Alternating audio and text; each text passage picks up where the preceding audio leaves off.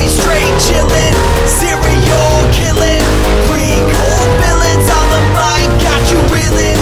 5-star rated from the floor to the ceiling. If you catch a 1-star, no time for feelings. Got a demon DJ on the ones and twos, by the name Beelzebub, so don't get confused. So grab a seat by the fire, roast a marlow or two, and prepare to hear the legend of the straight chillin' crew.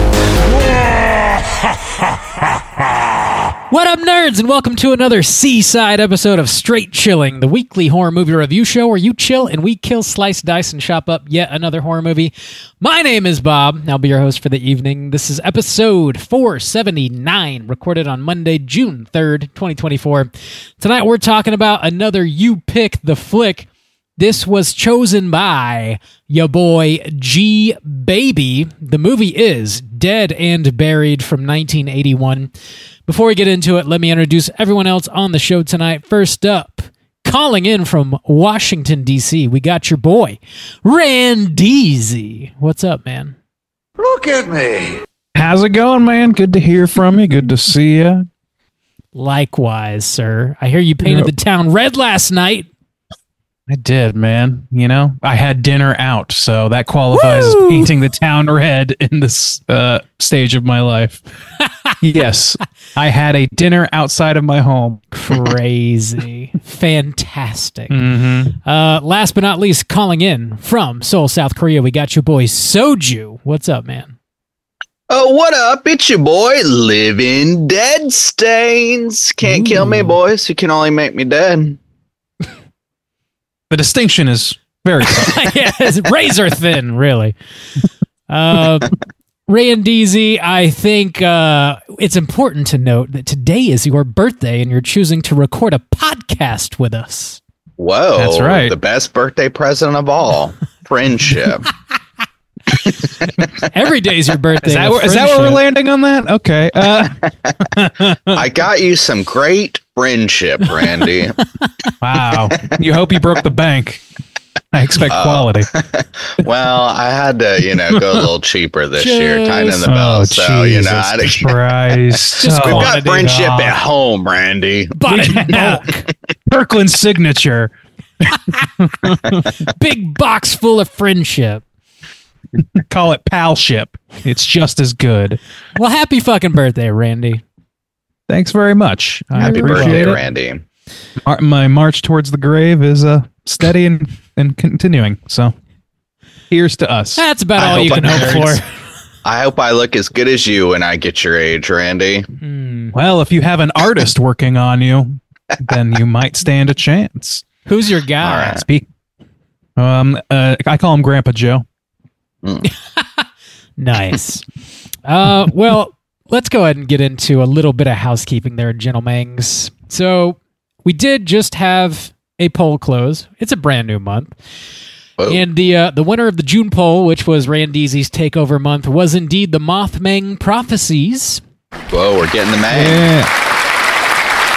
Mang comes to town, boys, halfway to Christmas. When the Mang comes around. The Mothman. We'll be talking about that very shortly. That does mean we got a brand new poll currently posted on our Patreon website. If you guys support us at the $5 level or above, you get the chance to vote on a movie we're talking about this July. This is my takeover Bob, month. why don't I prompt you about your takeover month? Ask me away. Here's your prompt. Here's your prompt. What about your takeover month? Oh, What thanks so about much it? for asking there, Randeezy. My takeover month is simply titled Getting Weird With It. Because I want to get weird That with tracks. it. And I chose 3 weird-ass movies. They are all about serial killers, and they're weird. So here they are. Spoilers. Well, I know. Oh, my God. The Greasy Strangler, The Ice Cream Mang, and Nightmare Beach. Oh, Bob. Hell yeah, dude. Why do you hate We're us? hunting for dead. What are those numbers looking like now? I'm doing this to you, not for you. Yeah. That's clear. Yes. Ice Cream Mang is in first place with 44% of the vote. Hell yeah. Nightmare Beach, second place with 31%. Bringing up the rear, the Greasy Strangler, 25% of the vote. Whoa, oh. I'll have to get a People special don't like- screaming and creaming if Ice Cream Man wins. That's true, yeah. You know, Find something wild to eat in Korea. Like your own arm with a scoop of strawberry on top. have some Maybe. cockroach ice cream or some shit. I don't know. Roll it around in the gutter for a while. Gutter. We're getting weird. Getting weird with it. Get your votes in before the end of June. We'll see what we're talking about this July. In other Patreon news, we're dropping mini casts every other Friday. We recently dropped one. Juice, you were talking about a movie called You'll Never Find Me. That is a Shudder original. It is on Shudder now. An Australian joint. Yes, it is. Good shit. Also, coming up this Friday, I'm dropping a fresh, hot mini cast, and I'm talking about The First Omen, which is on Hulu now. Nice. About time we covered that so one. quick. Yeah. I didn't catch this one in theaters, but it seemed like the reviews were pretty overall positive, I would say. So Especially for one of these like go backs and revisit some, older franchise. Yeah, it did seem pretty positive. One of those trendy go backs and revisits them. Yeah. You see him all the time. Standard genre on IMDb, of course. Go backs and revisit them. What are your top 10 go backs and revisit them? Call in. It's our next YouTube video, actually. It's a prequel made damn near 50 years after the fact. That's dropping this Friday over on Patreon. Check that out. I went long on that one. I think I went for like 35 minutes all by my lonesome. Whoa, I couldn't Bob. shut Oh my up. God. I wouldn't shut Whoa, up. bomb. All I that will pent not. up talk just spilling out now that Randy and I aren't there to keep you down. Freedom. No one to pin me here. This bargain bin friendship is weighing me down, clearly. Hold on, Bob. We have a point to make about this, actually. In other Patreon news, we have a brand new Patreon supporter we need to give mad shouts outs to. A big, gigantic thank you to Leslie C. for signing up on Patreon and showing us love. Every dollar you guys contribute goes right back into the show. It truly keeps this train a-rolling. It means a lot to us. Thank you sincerely. And as is tradition around these here parts, we owe Leslie the straight chilling salute. This one goes out to you. Oh, God, slap me in the ass. Slap me in the ass. Thank you. Thank you. You'd think after this many years I wouldn't be surprised by just how vulgar that particular version of the bump is. But, here we are. Oh, God, yes. The crassness. My God, have we no shame? We do not. Thank you, Leslie, for signing up. In other Patreon news, and this is a big one, we're gonna be reopening the You Pick the Flick tier on Sunday, June 23rd, and we're gonna be changing it up slightly here. So, if you're a newer listener, this is the only way for you to outright pick a movie for us to review on the show. We typically open it up quarterly, and there's 5 slots per quarter. This last half of the year, we're going to combine the last 2 quarters. So we're gonna open the You Pick the Flick tier Sunday, June 23rd. There's going to be 10 spots, and those are going to be the last 10 spots for the year. The whole year. Damn, dude. This is it. Get Hot in there. Damn. Hot. And it's got to be 10 different indivials. I know, you can only get one. Person. Yep. 10 different folks, 10 different movies. Mark your calendar. They typically go pretty quickly. However, I was going to say these are the last 10 I don't know how they're going to be distributed, but some of them will be leading up to episode 500, which is kind of a big deal. Oh, that's true. Yeah. Because once true. 500 hits, it's a brand new era. That's we're doing things completely different It's gonna after be that. Weird. Randy's doing a whole new rebrand and everything. Yeah, That's right. We're He's doing doing a it. whole new rebrand. Justin's gonna start sounding We're like gonna Terry have Gross. It's gonna New be great. hosts, like all the hosts are going to be replaced. We're All Horror quitting. Considered is brought to you by the Susan J. Kalman Association. Yes. Mark your calendars for Sunday, June 23rd. 10 You Pick the Flick spots are opening at an undisclosed time of day. You'll just have to check our Patreon website. And if it's open, go ahead and grab you a spot. Last time we're opening for the whole year. Boom. Get in there. Last chance for romance. Get in there like swimwear. That's all I got, gentlemen. You got anything you want to plug? I do have some housekeeping. I was on another episode of Don't Believe the Hype, which is an Arctic Monkeys podcast, going chronologically through the Arctic Monkeys catalog. This was their Humbug wrap-up, though. So they're wrapping up their third season, which is the Humbug third album from Arctic Monkeys. And so we did that. We ended up having to do it as a two-parter. So this is part 1 of 2 coming out this week. And we kind of do lists, rank the songs. We go through all the songs and rank them and just kind of talk about them a little bit and talk about the album as a whole and our thoughts and feelings about it. So yeah, if that sounds interesting to you, check that out wherever you get your podcast. All right. What was your favorite song on the record? You're going to have to wait. Keeping the beat. To wait to find out, Bob. That's the one. Shit. Fuck. All right.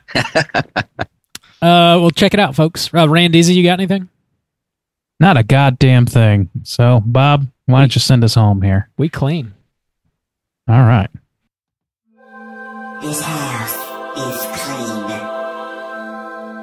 All right, let's get into the main event. We are talking Dead and Buried, and we're kicking it off with the back of the box. What's on the back of the box?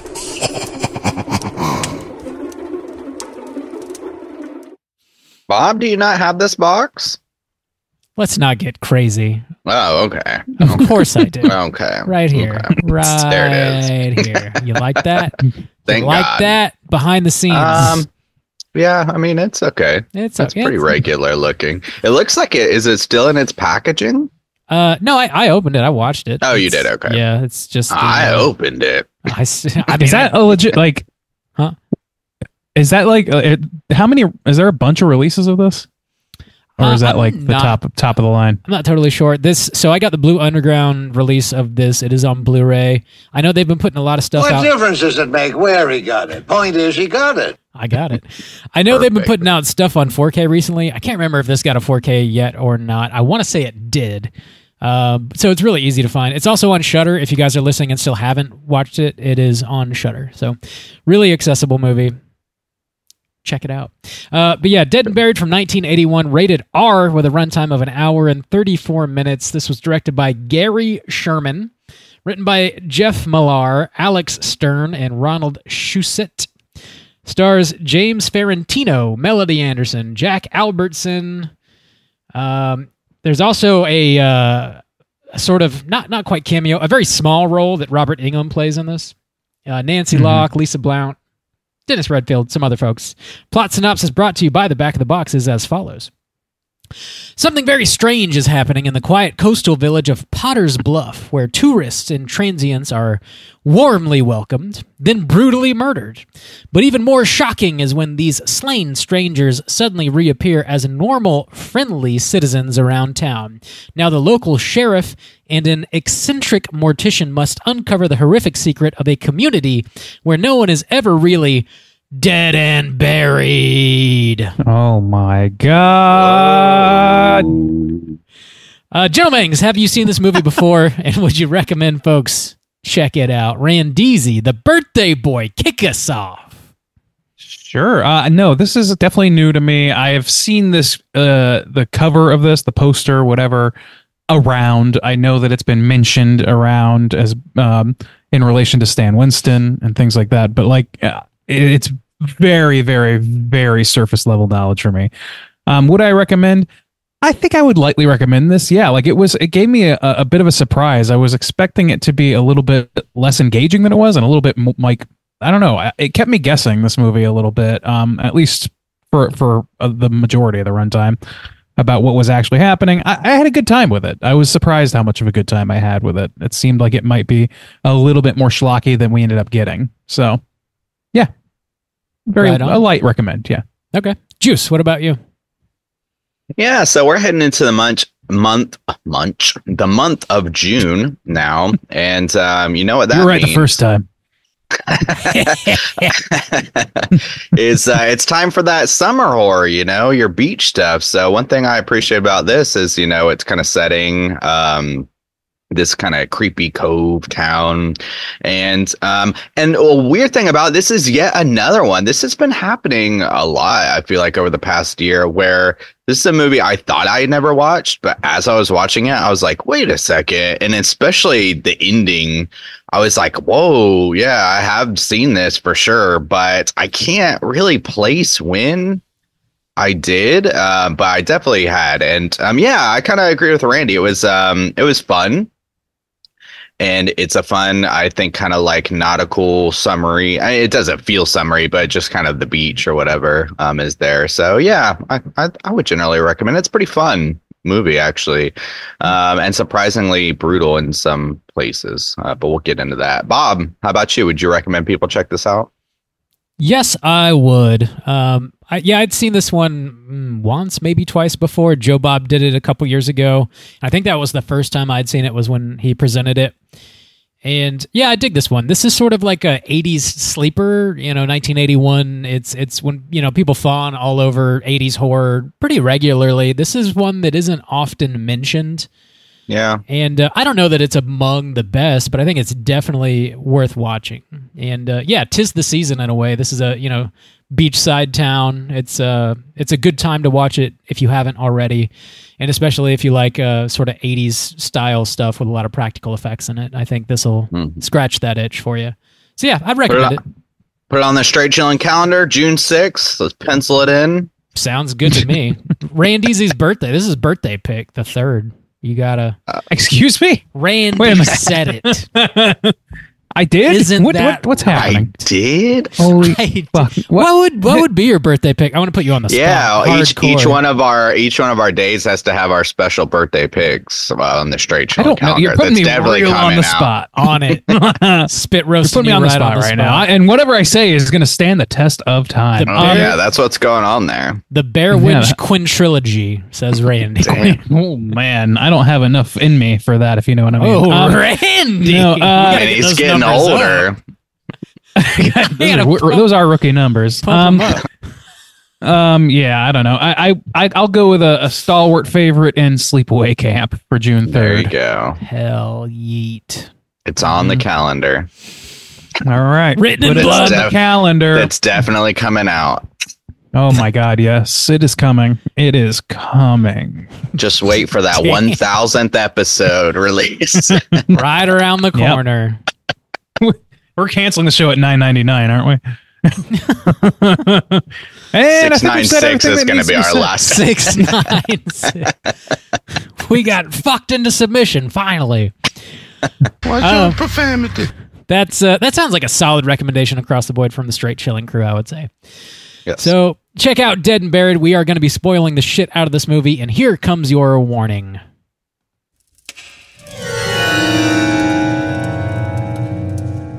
Spoiler warning.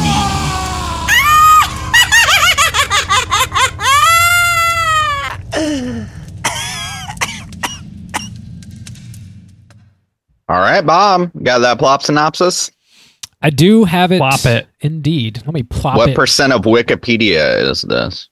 This is 15%, maybe. Okay. I don't know, something like that. The other 85 ChatGPT, I assume. It is. Dude, I've never tried that, and I won't. Actually, It might not be the worst idea. In a pinch. Say. oh yeah, we have this new thing now. You should do it with Google's AI, so it'll be like factually Oh my incorrect God. top to bottom. Dead and Buried is a musical number featuring Julie Andrews and Claude Monet, and it's very good. Released in 1975. You guys didn't watch the right movie, clearly. Come on. Oh no, is this Demon Night? All over again. All right, here we go. Here goes the plot. So an amateur photographer arrives in the small coastal town of Potter's Bluff. He's taking some pictures on the beach, and a beautiful woman appears and models for him. She propositions him, and when he accepts, a gang of people descend upon him, beating the shit out of him and set him on fire. He ultimately does survive, but the woman, later dressed up as a nurse, kills him in the hospital. Several more visitors are killed by the townsfolk, including a hitchhiker and a family just passing through looking for some gas. With each kill, the murderers take lots of pictures and video footage. Sheriff Dan Gillis, assisted by the eccentric town coroner Dobbs, try to solve the murders. Dan becomes increasingly suspicious of his wife when he finds out she visited the photographer before he was killed at the hotel. He also finds a book on witchcraft and a dagger in her desk. Dan accidentally... I'm inclined to agree with the man in uniform. Same. Dan accidentally hits a pedestrian with his police truck and finds a severed, still twitching arm stuck to his grill. The pedestrian grabs the arm and runs off. Dan takes a tissue sample from the grill of his truck and has the doctor analyze it. The doc says the flesh has been dead for several months. Dan then becomes suspicious of Dobbs, the coroner, and runs a background check on him. He finds out Dobbs was a former pathologist who was fired for misusing corpses in Providence, Rhode Island 10 years earlier. Dan confronts Dobbs, who admits he's found a way to reanimate corpses and control them. All the townsfolk are corpses who kill people for Dobbs so he can reanimate them and grow his little zombie army. Janet appears and is also a corpse. Dan shoots her several times, but she doesn't die. She goes and lays in a grave and asks Dan to bury her. He does, and the rest of the town shows up. Back in the morgue, Dobbs has all of his snuff film footage playing. Dan sees a video of his wife having sex with what he thinks is another man. She stabs him in the back. I don't like the look of it. And as the man rolls over, Dan realizes it's himself, and he is also a reanimated corpse. Dan raises his hands, and we see his flesh falling off of his fingers. Dobbs offers to fix him right up. Roll them credits. While I was blacked out, was anything inserted into me? Maybe. Maybe not. Happy birthday. Got a fresh new set of bumps, I see. Oh, yes. Yes, indeed. It's my birthday gift to me. Better than that bargain bin friendship. They're premium bumps, but bargain bin friendships. Yeah, no, like this movie, it just kind of surprised me. Like it starts off with this feeling that I don't know, like maybe it's because the effects are so good and the performances are like, while the dialogue is a little stilted, the story is a little bit, I don't know, it doesn't hang together completely. The performances are pretty good, and I was also just psyched to see Grandpa Joe in this movie. I immediately clocked him from his voice, and I don't know, I was just I was just very psyched. I like seeing him. What's his name? Jack Albertson, I believe. Jack Albertson. Who's in just a bunch of shit, but I, of course, and I think most people would know him best as Grandpa Joe from Willy Wonka and the Chocolate Factory. The secondary, the mini boss of that movie, actually. Yeah, I don't know. I just really had a good time with this. I was having such a hard time with his wife, with the sheriff's wife, Janet. Yeah, because she was like she seemed very natural. Like she was playing it very well, like spy level well. How she was interacting with him, to the point where I was like, man, like it really kept me guessing as to whether or not she was involved at first, until he found the witchcraft book, and I was like, oh, okay. But I like, even then it wasn't even close to the whole story, and I did not at all guess the ending of him being also already dead. I had no sign that was coming personally. It's like The Sixth Sense. Spoilers. Yeah. I think it's a great twist, and even the way it's revealed, I think it's great, with the video playing on the wall. That whole sequence is really cool, and even him lifting it up and seeing his fingers and stuff. That's what stuck out in my mind. And as it was happening, I was like, oh, I unfortunately, well, I mean, I had seen it, but I don't remember. So as it was playing, I was like, oh my God, he's dead. That's right. When did I see this? But I think, that's a really strong aspect of it. But it also has this kind of aspect. It's got this kind of goosebumpsy feel to it. this town, this setting. I think the ambience kind of works really well for it, but also to this kind of aspect of the people around you, like, can you trust them? And, you know, the just kind of the paranoid nature of it all. But then I love how they kind of don't explain it too. He's like, oh, is it witchcraft? It's like, it's spooky. It's a spooky thing, you know, it doesn't need some deep lore so we can have a prequel in 50 years to expound upon it or anything. It's just, you know, a nice self-contained little spooky story. And the mortician kills it. He was like cracking me up a lot. They ham it up. But then when the dude is in the car and screams and he's upside down and he's supposed to be, but dude, that's fucked. Then when that was a great effect. When she's in the hospital room and he's kind of freaking out, you could only see like his teeth, dude. That's some pretty fucked up shit, man. He's got no lips. Yeah, those effects. When I was looking up, like before I watched this movie, I put together the graphics for it, right, to promote this episode. So like I got a little bit of some of that stuff, especially the wrapped up, bandaged George Mahoyne or whatever his name is, and like. The way that thing is, it's just so perfectly round. It's like a little smiley face, but it's like grotesque underneath. Yeah. It's fucking great. It's like pretty good. Cartoonish in a really great way. Mm-hmm. And that's kind of what I take away. You said you compared it to Goosebumps. I kind of see that. I also like this movie, like maybe it's just the color grading and the setting, but it is very much The Mist to me in so many ways. Not The Mist, excuse me. The Fog. Yeah. Okay. With The Fog, I was going to say this makes a double, like, a perfect double feature. Yeah. Mm-hmm. Absolutely. Yeah. That's like, you know, beachside town. Yeah. A horde of enemy dead people, essentially. But this one is more like the paranoia aspect and has some fucking killer effects, man. Like that whole first scene of him like getting down with this girl on the beach or whatever, and then getting like, I don't know, man. Like I just didn't think this is one of those movies that exists from a time where any sort of like surprising things have been done and redone to death. Yeah. And so I just don't assume that a movie like this is a fault of mine, probably.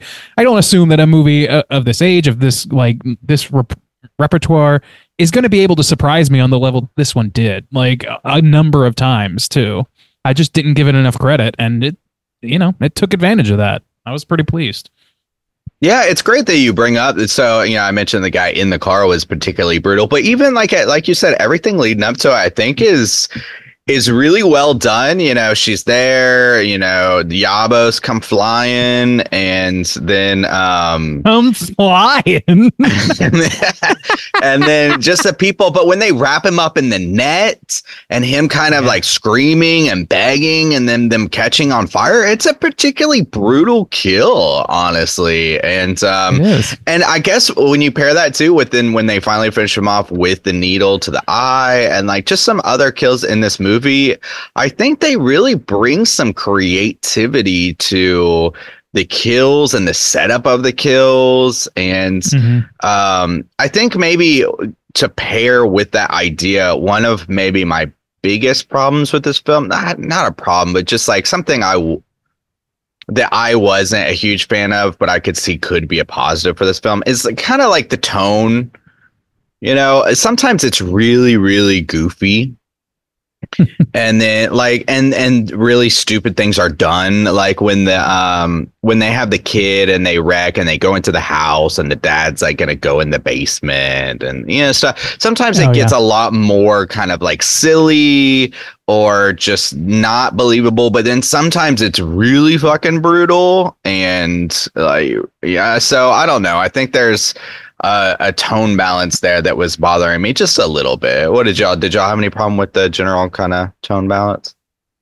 I don't think that I did, Bob. No, I didn't notice anything really off or weird with that. Okay. There was one inconsistency that I did notice in this movie that did really take me out of it. I had me like kind of scratching my head regarding the effects. They're all fantastic. They were all done by Stan Winston, excluding one, come to find out. After I watched the movie, I was looking at the trivia, and it kind of explained it. The one kill where they like stick acid like up the dude's nose and his face melts. Did that look like complete garbage to y'all? Did that stand out to y'all? Not to me. I thought it was cool. Like it didn't look really, real, but it looked like to me it was like it was a unique kill. I thought like the concept of it was good. I thought it looked well enough to carry that forward. Dude, I thought, Yeah, it was, me I thought it too. was really, really bad, honestly.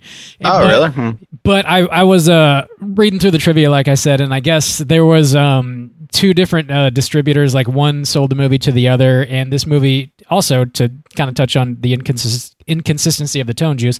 Well, the first one wanted to focus more on comedy, and then the people that bought it were PSO International, and they wanted to focus more on the gore. Okay. So they kind of cut some of the jokes out of it and put two more gore sequences in. The first of Make which, your money, whore. I think I probably enjoyed that change, though. probably the I first, like it creates an interesting balance, honestly. I think the sorry. first of the two that they put back in were the drunk fisherman kill where he gets his neck cut. Looks great.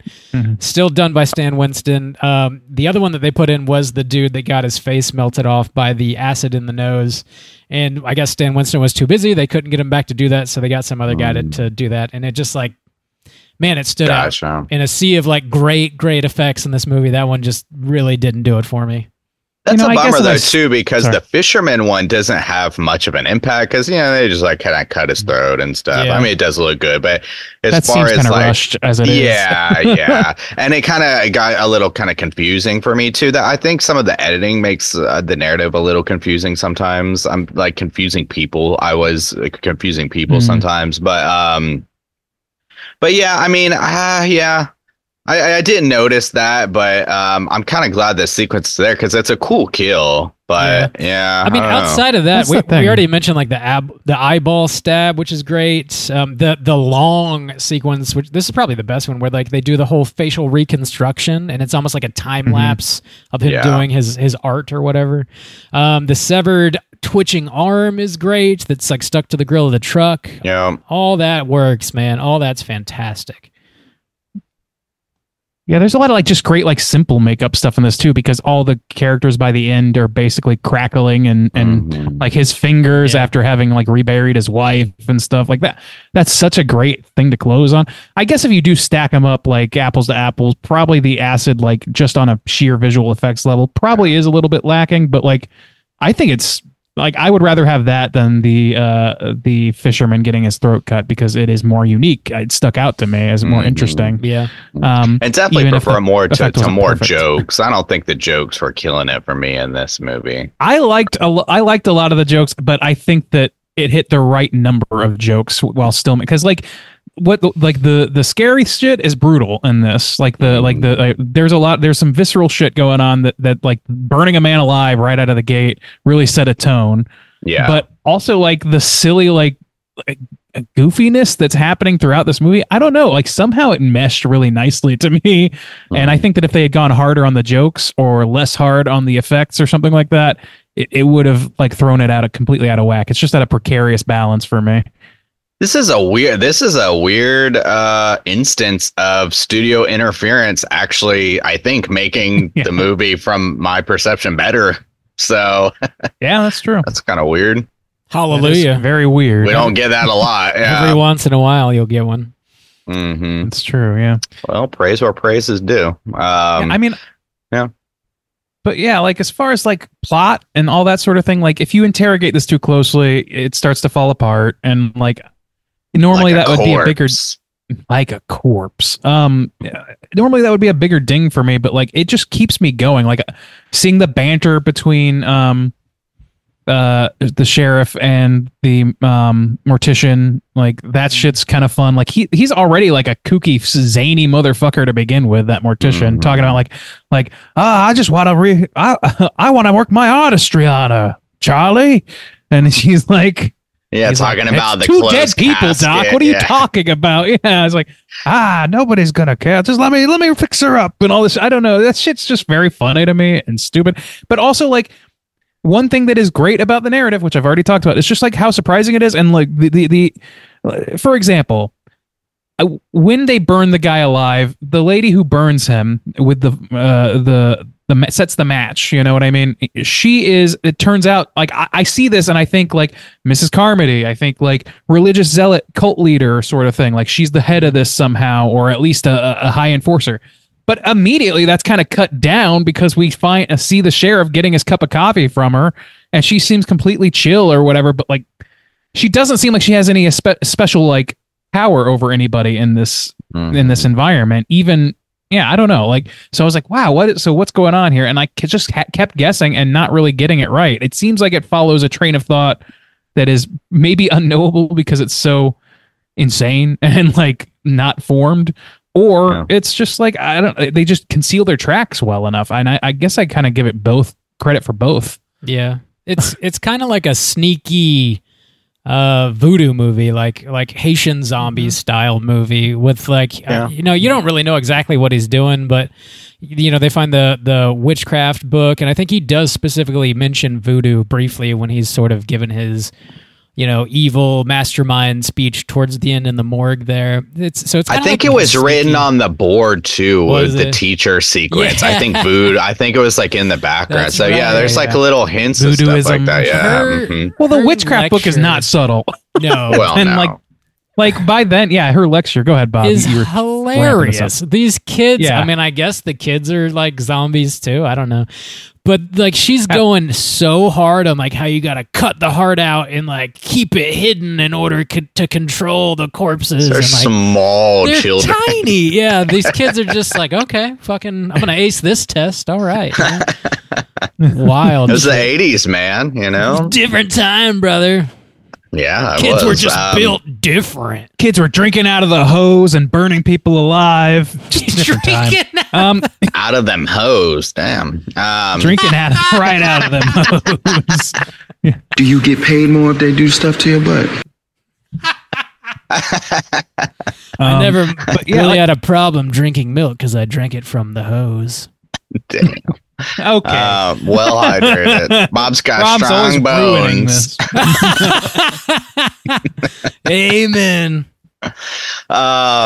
So I will say, when I was talking about the tone balance, I think the best spots of comedy and levity definitely come from the mortician. I think it's because of his performance. Like, he's really selling it. It fits that character really well. And they open him up perfectly too, which is fun to think about later in the aspect when everybody's dead. But the way he's playing with his kind of teasing his helper or whatever, when the sheriff comes in and he's talking about where him selling weed and where he's hiding the weed and stuff like that. Like, that was just a fun kind of introduction to this character. And I think that he sells the levity. I think some of the other performances, or maybe the way it's edited, or just, I don't know, generally set up, maybe feels like lacking in that way, where like people can't carry that tone well or something. I don't know, but I did want to point out that my favorite points of levity and some like the jokes and stuff were coming from the mortician. I really love that character. Yeah, it's definitely the most I don't know. He's the easiest character to fall in love with, in my opinion, because he's just so wackadoo.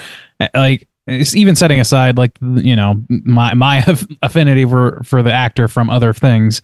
Like, he just does a fun job. Like, he's a good character actor doing like this like pompous windbag of a mortician to start, and then you find out that that's a caustic feature of his. Like, that is not just a smugness.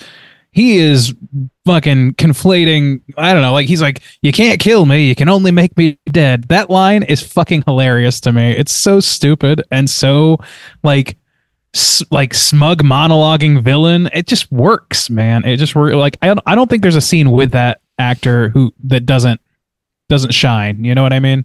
Yeah. Now, like, yeah, if you like the thing that doesn't work with this movie to me, like narratively, is like all the characters, I think, like especially like our lead, the sheriff, he's just like I understand that they make him conflicted because what the prime suspect for the bulk of the runtime is probably his wife, but it like he overlooks a lot. Like, he glosses a lot, not just in regard to her, but in regard to a bunch of stuff. Like at a certain point, like when you see an arm flailing and a guy get up, grab it, and run away. I mean, I understand broaching a topic delicately, but he's acting like, no, I must be crazy. And like, no, dog, you saw it. Like, you can investigate that. You can be straightforward about that. And so the decision making, it's that like a lot of like little decisions that the characters make just don't seem to make a lot of sense. And that's, a classic failing of a lot of like lower end horror. Something that so it's got a lot of that. I was a little bit confused, and it doesn't really matter that much, honestly. But if everybody is a corpse, and it seems like they, for the vast majority of them, anyways, everybody with the exception of Dan, the sheriff, is basically like a slave to Dobbs, like a slave to his will. They do what he wants them to do, what he tells them to do, or whatever. And he does say that he gives Janet, the sheriff's wife, like more of her emotions back than the rest of them, because he really liked the sheriff and like wanted to, I guess, give him a proper wife or something. So I guess he just gave like Dan like everything to see if he could figure it out for funsies or something. I don't know why he has like free will when nobody else does. Yeah, and they cover their tracks kind of with that of being like, I'm not going to explain everything, and that's okay. Fine. But yeah, it doesn't really make sense. But yeah. Well, I mean, the thing is, like, he describes Janet as his artwork, like she's a masterpiece. But then he's talking to his masterpiece. Really, this is the person that actually can defy you in some way, or try to anyway. You've given him enough of that back. But I like, just generally, like, just on a nuts and bolts level, I really like the way that the possessed or whatever, like the corpses, they behave, because they are completely naturalistic and like they were in life, up to the point where the person who's controlling them allows them to be. They're not like brainless. They're not like aliens trying to understand how to work amongst humans. They're not shambling, wordless creatures. They're like just your regular folks. Like they're more like spies than anything else, which I don't know. I don't know if maybe there was some intentionality to that, but that's just what it felt like. It felt more like overt and interesting to me. Yeah. I like the idea that this maybe it takes a little bit out of it, but like, I don't know. I keep coming back to this kind of like kid idea of like, you're in this small town and everybody's dead, everybody could get you. But then I guess the thing about it is, when you like kind of like really analyze it, not from the perspective of, the first photographer, the family, there is real danger. But I guess if you go back and look at this, there's no real danger for the sheriff. Yeah, he's already dead. Yeah. Yeah. So if he was maybe the last remaining person alive in this town, maybe that would make it feel like there was maybe some more stakes or something going on, or maybe I don't know. Maybe Dobbs gave him like free will and all of his emotions and whatnot, because he wanted to be found out, because he wanted desperately to turn himself into a zombie and didn't want to like kill himself. Maybe. Perhaps he has to die at the hands of someone. But how do you like resurrect yourself? Are you a slave to yourself? Like, we don't get the information on that. Yeah. But like, I think script doctor in me, like, as if I have any capabilities. But like, I feel the same way about him not knowing, or about him like thinking he was the last guy alive or whatever. I think you could have had it both ways, honestly, where at a certain point, he like sort of like Janet convinces him that she's not worth suspecting.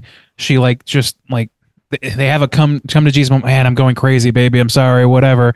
And then they bang it out, and they hard cut away to the next day or whatever. And we only later find out that what was cut away from was the murder when she killed him. That's when she killed him.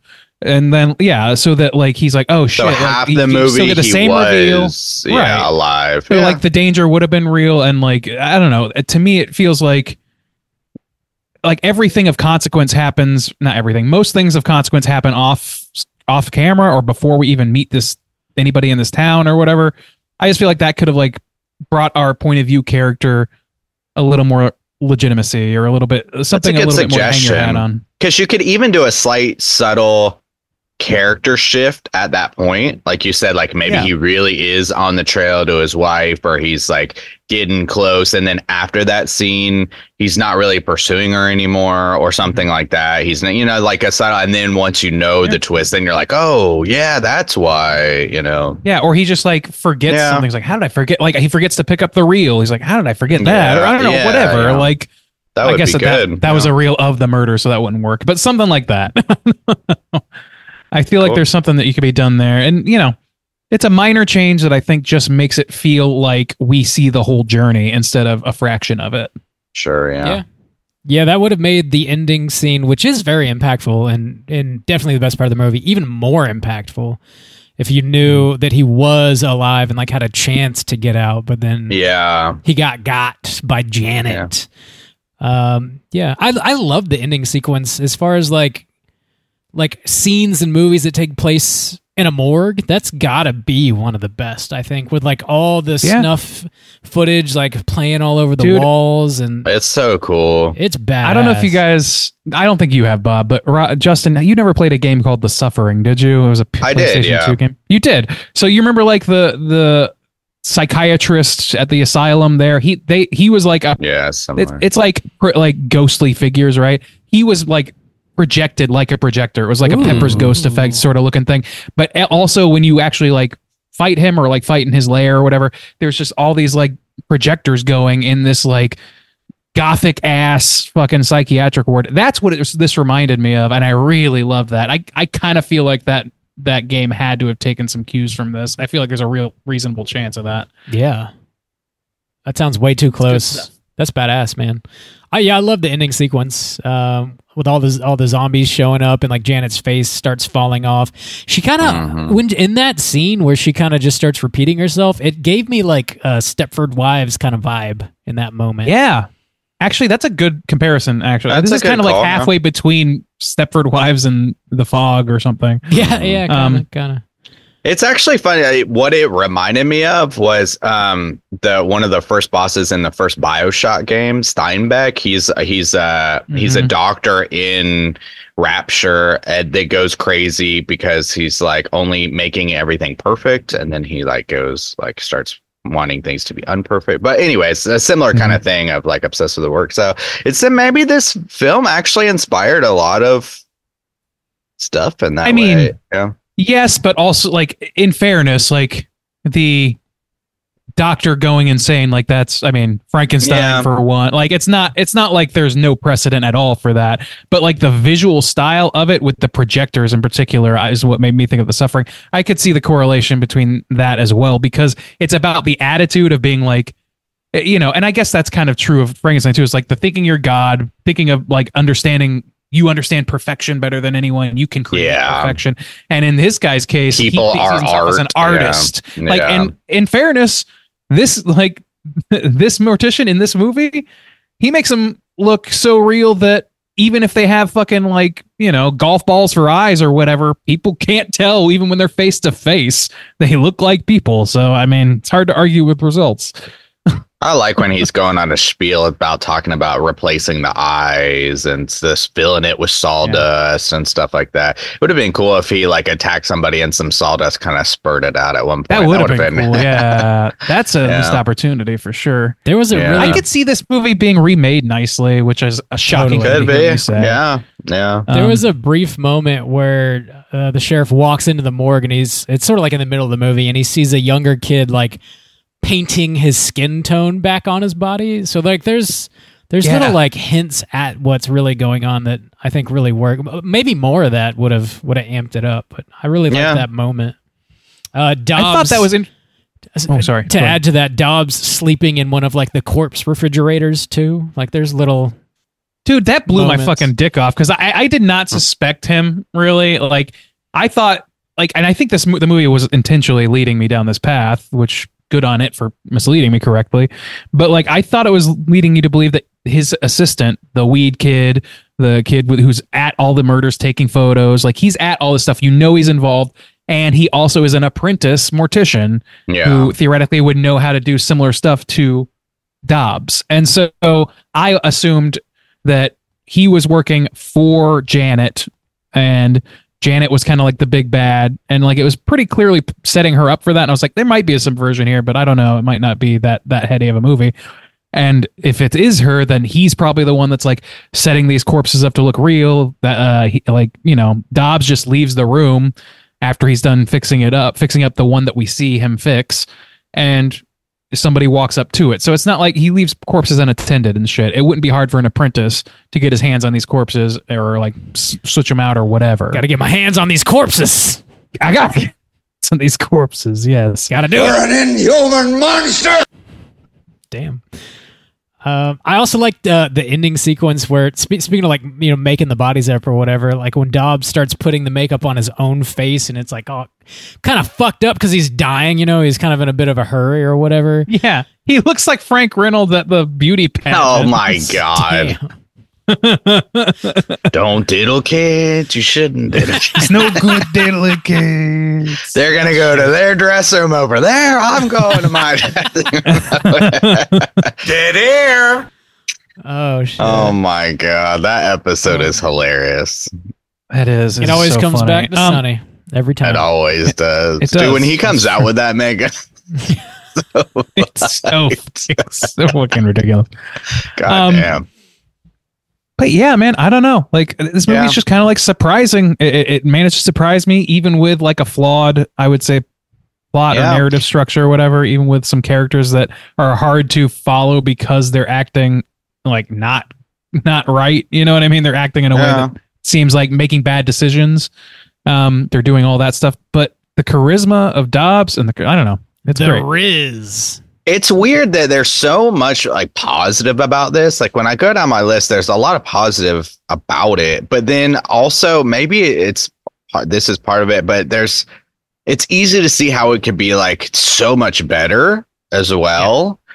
So it feels more middling than when you're actually describing it. I don't know. Like when I go like beat for beat, I'm like, yeah, it was good. I too was engaged and like had a good time with it and was surprised and thought some of the kills were really brutal and stuff. But then like my overall feeling about it is more like, yeah, it's like a middle kind of movie, and maybe it's just because like it's got a lot more potential. I don't know. I got this weird feeling about it.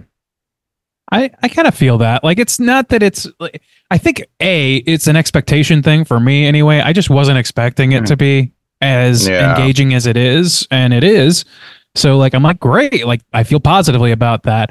And then like listing all the things that made me feel positive about it and that I was surprised to see were so good, it kind of just offsets a lot of like the stuff that just feels like it's more than the sum of its parts somehow. But I don't know, like it just doesn't. It's not a perfect movie by any means. Like, but I still have a hard time pinpointing things that I don't like because I was really transfixed by the things that I was surprised to like. Yeah. Yeah. I kind of feel the same way generally. I really like this movie, but it's you could see maybe it's because they couldn't like decide out the gate the tone they wanted, so they like cut and recut and reshaped. I think so. The editing, so maybe it feels a little bit like janky. It doesn't totally flow. Maybe it feels a little awkward, but some of the performances too are definitely lacking. Yeah. The family sticks out to me. Yeah, for sure. Being like very like, and maybe part of it's the outfits, but they're very like 70s TV actors feeling to me. Yeah, the kid coming in, I want some ice cream. Shut up! Yeah. I liked the scene when they were in the house where like everybody shows up and then they start like walking after them down the street and it's sort of slowly backlit. Yeah, it felt like like Night of the Living Dead or something in that moment. I really liked that was just sequence. That was the pinnacle of feeling like it was The Fog to me. Yeah. Like that moment, like it just really felt like The Fog then. Yeah. Fuck yeah. I really like the score of this too, actually. It's got this really slow, melodic kind of floating vibe that sort of... It fits the tone of like a sleepy seaside town so perfectly. I really, really liked it. Yeah. It reminded me actually of like... a time that is like past. Japanese... Simpler time. A simpler time, yes. No, it reminded me of like Japanese scoring, like it made me think of like Housekeeping or something like that, or like I don't know, like just very like it's like pleasant melody, piano music for a lot of it, but then like when you get down to business, I honestly like I'm bad at like taking note of the score of a movie. I'm just really not. I just don't think of it a lot of the time. And in this one, like usually that's not a bad thing because that means I'm focused on other things that are cool and it's working well enough. And there was not a lot of like friction there. I thought that it felt like in the calm moments, especially at the beginning, were like sort of piano melodic. It felt like too serene You know what I mean? Like it was almost like a pastiche of like Serene Seaside Town. And I don't know how much of that is just datedness factoring in or like an intentional choice, but either way, it was a great tone setter. It made this movie feel like, you compared it to like a Goosebumps or something. It feels like a just a spooky, Are You Afraid of the Dark like anthology story. It's just a campfire tale that's got great effects and some funny characters and some interesting twists and turns that I never anticipated. So like, I don't know what's not to like about that. It's sometimes simple is better, and I feel like this movie could have harmed itself by being more intricate. I agree. Yeah. Any other major points you guys want to make before we rate this thing? No, I don't think so. Okay, let's go ahead and get into it. Juice, why don't you kick us off? Out of 5, how do you feel about Dead and Buried? Yeah, I generally feel positive about this. I think it's, just the things I said before. I like the setting. I like most of the kills and the effects that go along with those. I like the reveal at the end. I like just the general overall vibes. And I like the kind of silliness and goofiness that specifically comes from Dobbs, right? The mortician. So yeah, all that I like. I guess the negative aspects or just the lacking aspects are some of the acting, the narrative. Yeah, it's there are things, too. There's this book on witchcraft, her kind of ridiculous spiel at the school. It's just certain aspects that definitely do feel like too simplistic or silly, or like maybe from a different type of movie that's maybe more geared towards kids. And maybe that was it. It was just like maybe some things felt like not adult enough or not matching in similar kind of ways. I do think some of the editing is weird. And this kind of like shift in ideas or expectations of like what the movie should be, I think definitely could played into my feeling this way. But yeah, overall, I had a good time watching it. And so I think I'm going to put it at a 3.25 plus. We're going to bring in those half star for the Yabos. So we are going to end it at a 3.75, which is a pretty high score. And I think it is a very high score kind of movie. Yeah. So yeah, Yabos, they carry a lot of weight. So a half Bob. a star. No, other way around. I think the person with the Yabos carries the weight. Heyo. Bob, out of 5, where are you going to rate Dead and Buried? Yeah, I dig this movie. This something about it, maybe because it reminds me so much of The Fog, and I fucking love The Fog so much. I'm just like very, very endeared to this movie. I love movies that are like sleepy seaside towns, like The Mutilator and Humanoids from the Deep, The Fog, obviously, Dagon, things like that. Jaws, even fucking Jaws. I just love that shit. I love the vibe, the small little town, the tight knit community. Also feels it like you said. You mentioned The Mist, Randy, actually, and it kind of has that Stephen King kind of community vibe a little bit going on here. I like that it's kind of a sneaky voodoo movie too, a sneaky zombie movie. The score I already mentioned. I think most of the major players here are doing a really good job. Janet kills it. Like you like oddly do kind of want to believe her, even though there's like this mountain of evidence against her. That's like something's, there's way too much smoke here. There's got to be fire somewhere. And Dan does a great job. Dobbs is quirky enough. I think he could have been more quirky actually, but I think he does a good job too. There's some inconsistencies with the tone and the plot, and like maybe the movie doesn't flow totally well, but the ending, man, the payoff is there. So like, I think the juice is totally worth the squeeze at the end of the day on this one. I love that big like morgue sequence where Janet gets shot. He buries her slowly by hand, and then the town shows up behind him, and then all this snuff footage is swirling around. It's like a great little cherry on top. Great way to end this movie. I'm going to give this a 3.5 out of 5. Randy, how do you feel? Yeah, pretty similarly. I think I've said the bulk of what I would say in this segment, which is just that it was surprising to me that a movie that seems like it should be operating on a lower level was operating on such a high level in so many different categories, like the effects, some of the characterizations, at least of Dobbs, and the charisma there, like, and some of the sets and settings were like that was all good. The audio, the scoring, as Rob pointed out, was good. Like, there's a lot to like about this movie, and you know, it would be very easy to tell this story in a lackluster way, and I think they do a great job with it. So, I mean, all things considered, you know, and that does consider that, like, yeah, why does Dobbs go through all this trouble? What's his like? What like is it? Like, I would love to know a little bit more about his state of mind. Like, we know he thinks he's an artist and that blah, blah, blah. But like, you want to kill yourself, have somebody kill you so that you can come back and be your own slave. What is this? Why are we doing this exactly? Yeah, the nuts and bolts, but ultimately they don't matter because this is just a little campfire tale that doesn't need that as much as it needs you to feel suspicious. And, you know, like anybody could be, you know, involved with this, or maybe everybody, and everybody ends up including the only protagonist you got. So I don't know. I like this movie a lot. I think I'm going to echo Bob's 3.5. I feel like this is one that I would rewatch as a summer, or maybe like summer leading into fall watch, because to me this doesn't look like a hot beach town or anything like that. It seems more like a coastal Maine town or something like that. Like, that's just how it strikes me. I don't know if they said anything to the contrary, but or like like maybe Northern California or something like that. Yeah, 3.5 for me. I don't know what else to say. It's just an enjoyable movie, simple and to the point. Solid. Yeah. Well, that's going to put our aggregate at a 3.6. Not bad at all.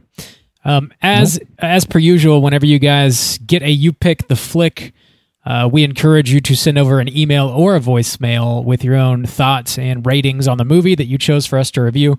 And G-Baby did oblige. He sent over a voicemail. So let's hear what he's got to say real quick.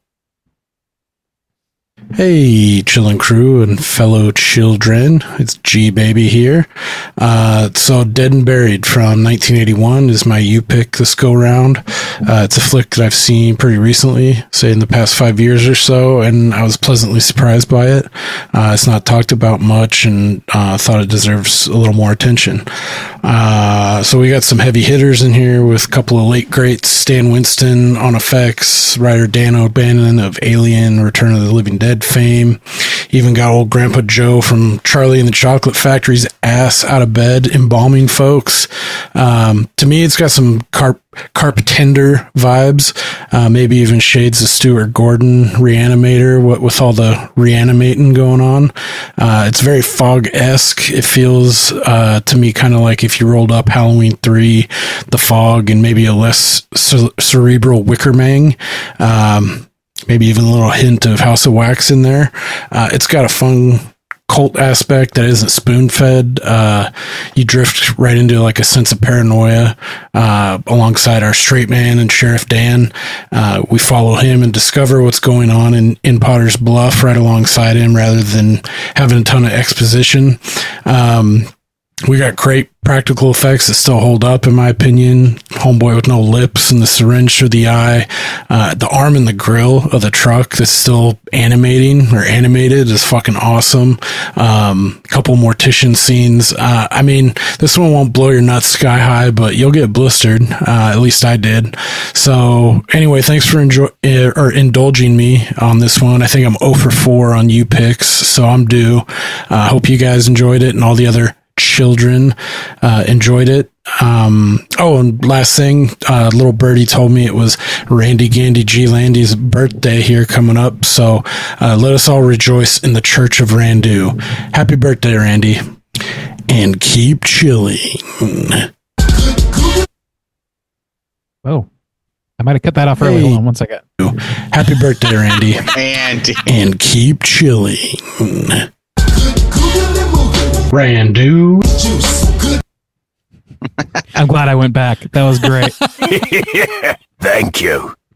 That was great. Really, I think in less than 3 minutes, G Baby covered this film better than we did. Yeah, I think. Yeah, man, it kind of nailed it. That was pretty good comparisons there.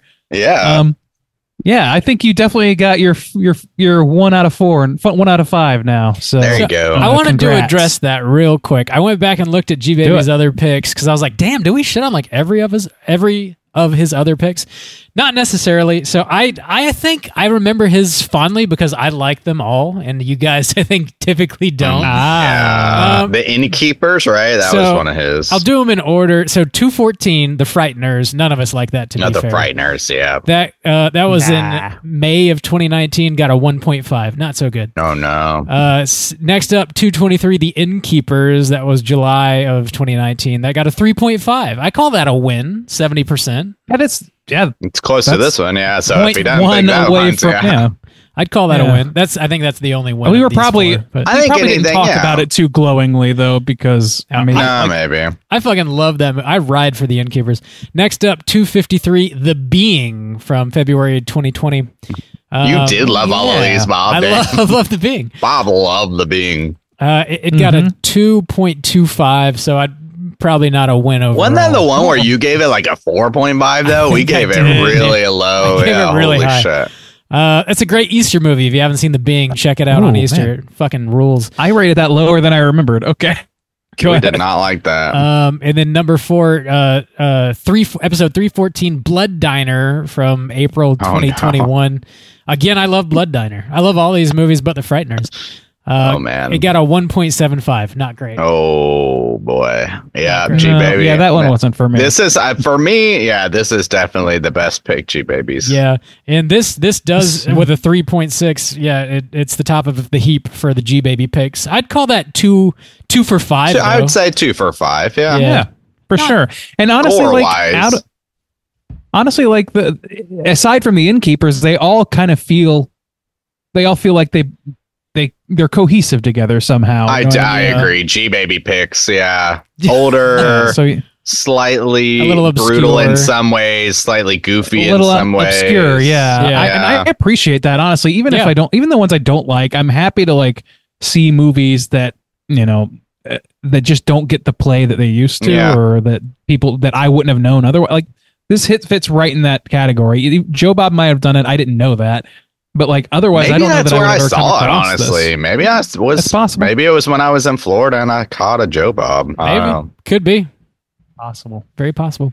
But yeah, that would explain why you remember only fractions of it. Yeah, that would explain that. Regardless, thanks for the you pick, G Baby. Thanks for just supporting us over the years, man. You're a true ride or die, whether we shit on your movies or not, man. You're a ride or die. Thanks for keep trying, G Baby. Yeah, we do appreciate it. We really do. Very much. Cool. Well, let's go ahead and jump over to our Rotten Tomatoes segment, see what the critics and users think about Dead and Buried. Certified. All right, boys and girls, this is the Rotten Tomatoes segment in which I'm going to have these two gents guess within the best of their abilities what the aggregate positive score is on RottenTomatoes.com for both critics and users. We're going to start as we always do with the critics. There are only 19. It is a little bit older movie, a little bit of an older movie, a little bit obscure as we mentioned. So the numbers here aren't going to be big in terms of number of aggregated scores. So there's 19 in the critics category. I'm going to start with Bob today. Bob, out of those 19 reviews, what percentage would you wager are positive scores? Ooh, I don't know. This is a weird one, man. Like, who even is writing this? Is it just like horror websites? Not us. Yeah. I'm gonna go. I think it's above 50. I'll just take the comedy number 69. 69. All right. 69, dudes. Very cool. Juice. Do you have a comedy number or some other number? Well, I'm gonna try to keep it close to the 5s because I mean we almost have 20 reviews, so I think I'll take the under on this one and say 60. 60. All right. Well, gentlemen, I do have some good news. One of you is just a single percentage point away from glory here. All right. This movie on Rotten Tomatoes.com has an aggregate positive score that equates to 68%. Bob's going to take this one with just a dick hair away from glory there. Oh, yes. Victory is sweet. That sweet 69, Bob. Finally got you what you need. Oh, God, I needed it. Thanks for the See, if we were on Randy. Sorry. The suspense. Oh, yeah, I learned something from reality TV. We should put a commercial break right in between those. But, yeah, if only we were on fucking Rotten Tomatoes, we could amp this up to the comedy number ourselves. But no. I don't think that's how percentages work, but okay. It's an average. It's a positive score added. Well, it wouldn't go down, Juice. Come on. Wow. That's right. Yeah, that's true. That's right. Well. Wow. All right. Now we're going to jump over to the audience score. There are 5,000 plus ratings in the audience category here, and we're going to go in reverse order. Juice, out of those 5,000 plus ratings, what percentage are positive ratings? I think this one's going to be a little bit lower, but it's a decent sample size. But I think it's going to be close. I'll say 62. 62. All right. Bob, how about you? I think I'm going to go in the opposite direction, actually. I think it might be a touch higher, perhaps. This seems to be a bit of a cult movie. There's a little bit of steam around it. It's a little steamy. I'll take a 72. 72. So we got a 62 and a 72 here. Well, I'll tell you, boys, one of you is 3 percentage points away. So we've got still some closeness here. So out of those 5,000 plus user ratings, I'm going to go ahead and say verbally with my mouth using audio cues. And a word from our sponsor. Yes. Sorry. Do you need to trim your ball hair? Well, I got ball hair trimmer you need, okay? Okay. That is our audience. All right. The correct answer is 59%. 59% is going to mean Juice is going to take this one. We got to split a hair here. We got to split a hair here? That's not, I guess that's misleading. I'm saying we split. You guys split. One of you won each category. Yeah. Each of you I got don't to know what win. the fuck you're talking about. It's like, was it closer? Well, that is bullshit. For I don't know, maybe the third week. I'd have to go back third or fourth week in a row. We just got a hell skeet and yeet. The skeet and yeet is what the people in the right want. order again. I know. You guys have been coming at this all wrong. You should have been a tag team this whole time. The old skeet and yeet. That's your special move. Our wrestling lineage. We started as enemies, but now we're a tag team. There you go. Team Skeet. There's going to be some hell to pay here. Yeah, that's right. When Bob does his signature move, he does the hell skeet chant, and I do the hell yeet chant. You know, it works perfect. You guys are made for each other. Let's do as we always. Let's do as we always do now and read. The lore goes deeper. Oh my god. All right, let's read some negative reviews off the turnbuckle here. That's going to be part of Straight Chillin' trivia right there. What's Bob and Juice's tag team, wrestling tag team? This is the freebie trivia answer. Yeah. All right, let's read some negative reviews from the critic section. Here's one. The film rushes into self-immolation. What? I mean, technically, yes. I don't. Yeah, it's fucking Dead and Buried is burning alive into theaters. I don't get it. Damn. Thanks to Stan Winston's makeup effects, the bloodshed is one of the more redeeming qualities. I mean, that's like a backhanded compliment. Yeah. Very backhanded, I would say. Yeah, there's only one more. Oh wait, no. There's two more negative reviews. I'm just going to read one because the other one is dull, and this one probably is too. While the technical aspects of the movie are brilliant, the central idea is executed poorly. Full review in Spanish. Well, Randy, read the Spanish. That last part really hits me hard. No, there is no full review, and there is no Spanish. Great. That's all there is. Fantastic. Lies. It's there is no full review. It's all a house of cards here, guys, and it's falling apart. Mm-hmm. Yeah, that's it for Rotten Tomatoes. I think there's really just not a lot of hay to be made there. Yeah. So, Bob, did you cover all the trivia, or you want to do a little bit more? I got a little bit more. Let's go ahead and get into it. It's totally time for trivia. All right, boys, just a few more points. This was included on the UK's Video Nasty list in the 1980s. It was banned in the UK. Couldn't watch it. Your ass, I can't remember if it would go as far as you would get arrested if you own this. You would at least get a fine, I know. I can't remember how crazy they got with it. But, bunch of feather bottoms over there. Could you imagine having this on VHS and having to pay a fine because it was banned? I mean, I'd probably just hide it. I mean, who's coming to look for some VHSs? I don't know what I just assumed it was one of those things where you couldn't buy it in stores or whatever. I don't know, man. Maybe they were searching your teenager's mattress for dirty videos. I don't think so. They probably were. So I think that's more like if they catch you buying it. It's like the war on drugs, except they learned when to call it quits.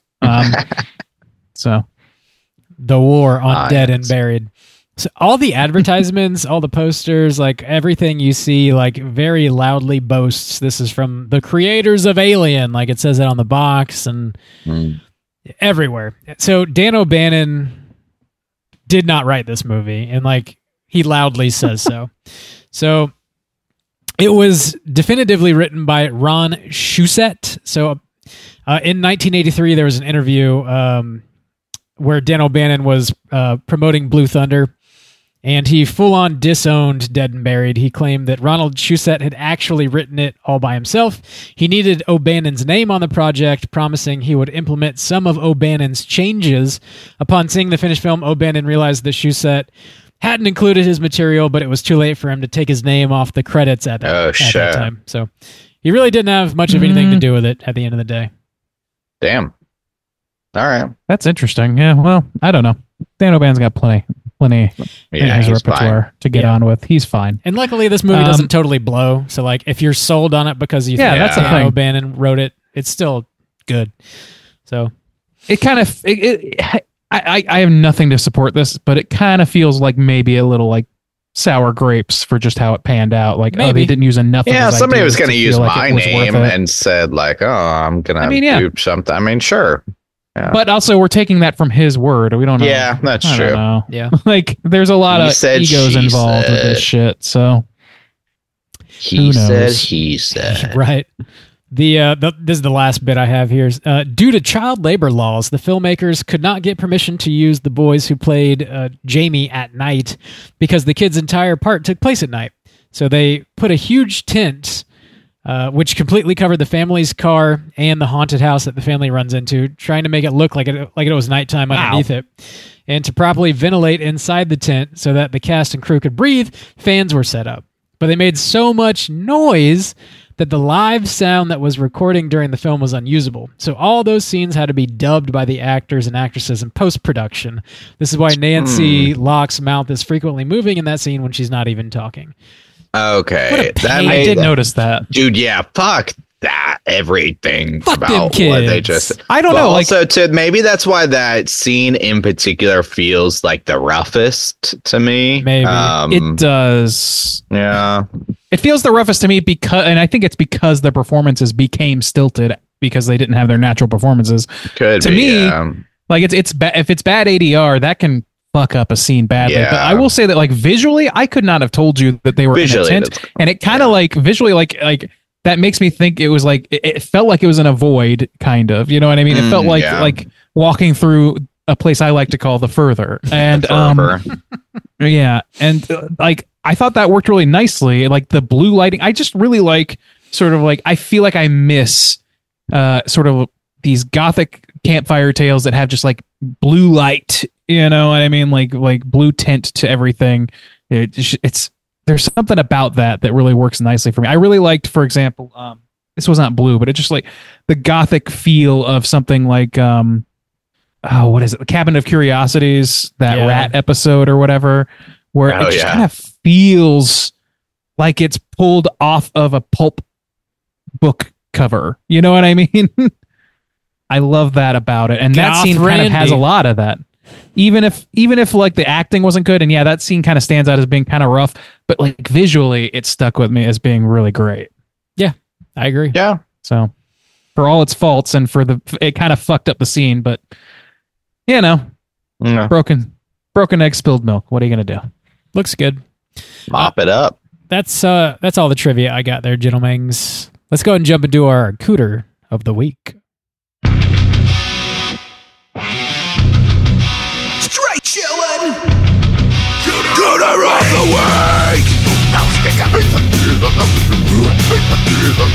week. Juice. What is a Cooter, and why do we hunt them? Whoa! Cooter's character type in a straight chillin' exclusive. Cooter must hit 3 of these 5 points to be considered a Cooter, but we want the Cooter with the most points. The 5 points of Cooterdom are sexual deviance, manipulation, smug arrogance, overall look and attire, and overall patheticness. Boys, who's our Cooter this week? Dobbs. Yeah, I'm trying to think if there's anybody that could even compete with Dobbs. Because he's the only person with agency for most yeah. of the movie. Yeah.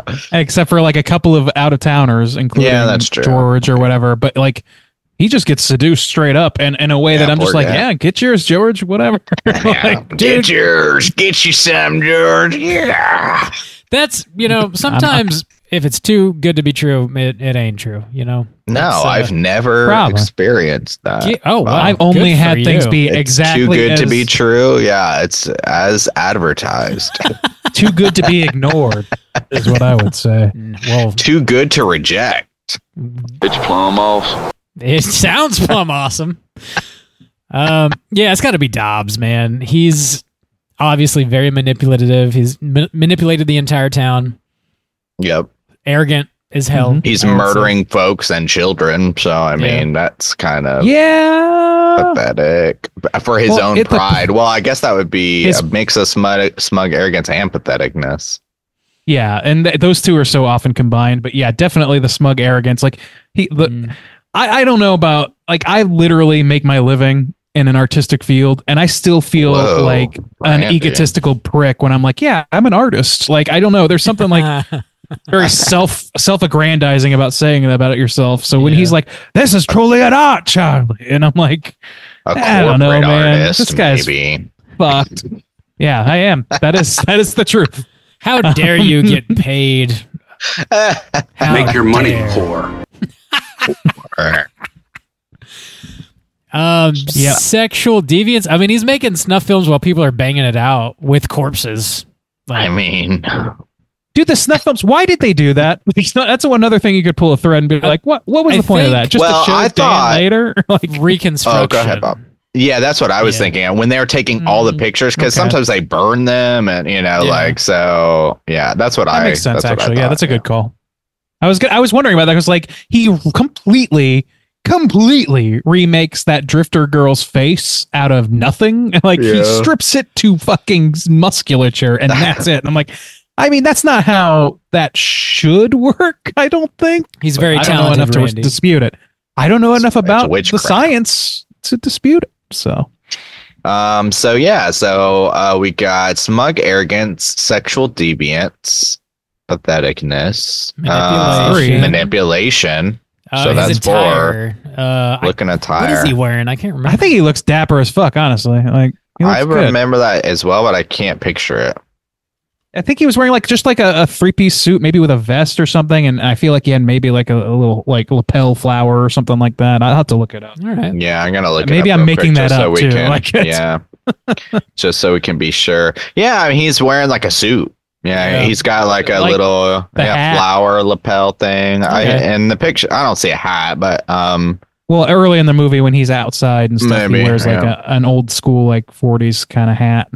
But no, he looks he looks slick. So he's only gonna get the 4. 4 out of 5. Yeah. All right. The monkey special. Yeah. The monkey special. 4 points out of 5. I don't know who the fuck Arctic Monkeys are. So. Oh, boys. That's Moon Man talk. That's a solid Cooter. In the same way we made the boys Project 86 famous again, you know, we gotta really spread the word for Arctic Monkeys. Yeah, they're nobody's struggling for listening. Yeah. All right. Fan club numero uno right here. All right, boys, we got them. I think we got them. Dobbs, lock them up. Throw away the keys. Way to hunt some cooters, boys. Solid cooter. You guys are the best cooter hunters I know. We're the only cooter hunters you know. That's not true. That's not true at all, actually. Shouts out to the squad. There's a lot of us out there. There's dozens of us. Dozens. My goodness. Hell yeah. Squad deep. Be on the lookout for cooters. Gentlemen, let's chill the fuck out. Talk about what we've been watching this week. Hey gang, what you been watching? All right, birthday boy, kick us off. What you been watching? Yeah, so honestly, this is another light week. It's an insanely busy week for me. Busy month, busy year so far. I only have 2 entries since our last discussion on this. The first is a true crime miniseries. I believe it was Netflix, but it could have been Hulu. Anyway, I think it's Netflix, called Dancing for the Devil, which is a religious cult of TikTok dancer influencers who make a boatload of money and aren't allowed, or at one time weren't allowed to see their families and shit, and is led by a known abusive person / preacher, if you can believe all of that. And it's exactly what it sounds like. Locks them up so they can make TikTok videos. Is that what you're talking? No, they're a cult. He makes them beholden to him in every way, and then takes all their money, and keeps them from engaging with people who might break them out of that situation and tell them, hey, they shouldn't be taking 95% of your money. He's a pimp, is what you're telling me. He motherfucking PIMP is what I'm telling you. No, he's a piece of shit. Anyway, so that's it's exactly what it sounds like. There weren't a whole lot of surprises in that one. It's just very, very sad that people fall into this sort of shit. People just trying to make a living doing something artistic like dance or whatever, and they end up working for corporate interests. I mean, for cult leaders. Yeah. And then second, I got a new soundbar / streaming device for my birthday. And I also got a new Blu-ray 4K upscaling player, and I wanted to break those in. Nice. So I threw on a one of the few it's not a 4K, but one of the few like newer Blu-rays that made sense, I think, for that setup. And I watched Scream. I watched the original Scream, and I enjoyed it quite a lot. God, that movie's fucking great. And also, I gotta say, there's something I never really paid much attention to that made me laugh a lot, which was Dewey going to talk to the sheriff while eating a fucking ice cream cone. Yeah. I don't know why I never really thought much about that, but him just kind of covertly trying to take a lick and shit is fucking, it made me laugh really hard. What he's trying to do in that scene is mimic the sheriff. The sheriff is smoking a cigarette. Every time he takes a drag, Dewey tries to lick his ice cream cone. I didn't even notice that part. I just thought he was awkwardly trying not to be because he looks like a little kid and he acts like a little kid. He's trying not to seem that way. And I just thought he was trying to be well, I have nowhere to put this, so I have to either eat it quickly or pretend it's not there. And so he's just kind of I don't know. That movie's amazing. He's ashamed of his cream, which, as we all know, is just a real shame. It is a shame. It's a great movie. It was great to break in the new system on that, and yeah. Well, you're gonna have to build up that collection now, Randy. Now that you got all these sweet new toys, you have to. I can just now play them. I have a small collection of things, but the tray on my old fucking Blu-ray player just would not open anymore. So I can now use it. That's for the its intended huge purpose. downside of physical media. You know, You got to have a player, a if you- reliable mechanical player. If you just plant your old player, it'll sprout a Blu-ray tree, and then you'll never have to buy them. Where did Bob go wrong? Were he and his friends sifting way too long through those Blu-ray bins? And it gets worse, he'll have no jet ski, wasting all his dough on those DVDs. We're gonna hear from Slutty Steve shortly. Bob, I will say, when you first moved into the house, I thought like, oh, Bob's got quite a bit of room on those shelves, but now not so much.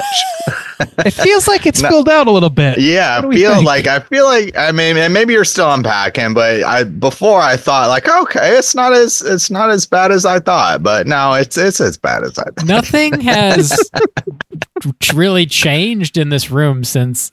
So I built a couple more shelves that you can't see over here, actually. But from what you can see, it's just been the same every week. But I feel like each week you guys are like, oh my God, there's just so much more. No, last time I thought I didn't agree, but this time I'm looking at it, and it does look a lot more filled out. It this looks time filled out for sure. Interesting. I'm gonna go back and look. I think I did move this shelf and put a different one there, but this one's actually bigger. So I don't know. Let's the room's not done, but all the movies are in here. There are no more movies coming in. All the movies are in. They've been in here. All right, Juice, what you been watching? Dude, I literally have nothing on my list. Tight. I'm too busy to watch movies. Sad day it is, but Bob, what have you been watching? Just a couple things, not a lot. So I checked out The Strangers Pray at Night. Had it on the dome, because we talked about the new one. Oh, yeah. And it mostly held up for me. Maybe not quite as good as I thought it would, but I think generally speaking, it works well as just a fun slasher movie. I think if it was called anything else, people would like it more. It is not the extremely tight, tense home invasion movie that the original is. It's just it's a big, dumb, fun slasher movie. Very different vibe. So I could see people going in with the expectations that it's going to be similar to the first movie and being pretty let down. But overall, it's pretty good. And it's only like 80 minutes. It's a very short movie. Okay. Some good kills. Overall, I enjoy it still. I also watched The Last Stop in Yuma County. I've heard about that. It's kind of like, inspired by Westerns, I guess. I would hesitate to call it a Western. It's about this gas station that's like in the middle of the desert. And these two dudes, they rob a bank and they stop to fill up their car, and the gas station's out of gas. The truck is on the way, but it's running late, so they hang out in the diner next door. They're waiting for the truck to arrive, and then other patrons show up. They also they're forced to wait in the diner because they can't leave because they don't have any gas. And then it just sort of spirals out of control. It feels kind of Tarantino-esque in the way that things play out. There's market it that way. There's a whole host of characters. Richard Brake is in this movie. I'm blanking on the dude's name. The guy that's from the Wolf of Snow Hollow, who stars and directed it. I can't remember his name now. Oh, Sam. No, it's not Sam. I really like everything that I've seen him in. He's a really great actor and director, actually. Anyway, the movie, it's got this kind of pseudo modern Western vibe. Some blood, some guts, some twists, some turns. It's got Jocelyn Donahue in it as well, from House of the Devil. She's in it. So it's got interestingly enough, got like a pretty well-known horror cast, but it's not a horror movie. So I don't know if you just saw the cast. Yeah, Jim Cummings. Thank you. I really like that dude. He's great. It's solid. It feels like maybe a little too familiar. I don't know. Like I wasn't as surprised as I thought I would be. When they get all the pieces sort of set on the chessboard, the way it plays out. I don't know. It's worth watching, I think. I I feel like this is definitely destined for Hulu. I rented it for a few bucks. I'd say wait for it to hit Hulu or whatever streamer you got. It's worth watching, though. It's good. It's definitely good. And the only other thing I watched was The First Omen, which you're going to have to check out my mini cast on. Oh, God. Boring. I did actually go to the theater and watch In a Violent Nature again. Oh, okay. Nice. Which was cool. And also, maybe I recorded a mini cast on that, too. Whoa, Bob, It'd tease be me. worth it. It's a bit of a tease. So there you go, folks. That's what we've been watching this week. We have a lot of voicemails. So let's go ahead and get into our Hotline Screams. Hotline Scream.